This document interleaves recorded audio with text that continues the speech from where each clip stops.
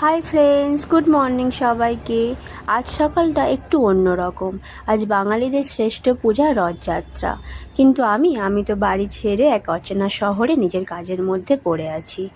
নিজের ঘরের জন্য একটু ফুলের মালা, একটু মিষ্টি নিলাম। বাড়িতেও তো ঠাকুর আছে। আর এই যে দেখছেন, এটা কিন্তু ট্যানি রোডের ফেমাস ট্রাফিক। আজ বজরংবলী মন্দিরটা খুব সুন্দর করে সাজানো হয়েছে, ঠাকুরগুলোকেও খুব সুন্দর লাগছে।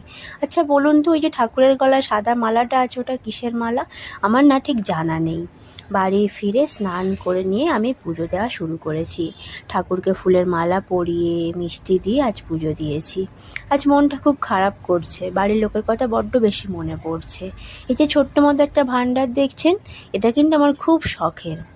আমি ঠাকুরের কাছেই বসিয়ে রাখি। বাবা মার কথা আজকের বড্ড বেশি মনে পড়ছে, বাড়ির লোকের কথা আজ বড্ড বেশি মনে পড়ছে। কিন্তু কি করা যায়, কাজের মধ্যে আছি না। আচ্ছা আপনারা কারা কারা বলুন তো, বাড়ির লোককে ছেড়ে বাইরের কাজের মধ্যে আছেন? আমাকে অবশ্যই জানাবেন কিন্তু কমেন্ট করে। যাই হোক, তাড়াতাড়ি পুজোটা সেরে নেব, কারণ আবার আমাকে খাওয়া দাওয়া করে একটু রেস্ট করতে হবে, কারণ সন্ধ্যাতে ডিউটি আছে।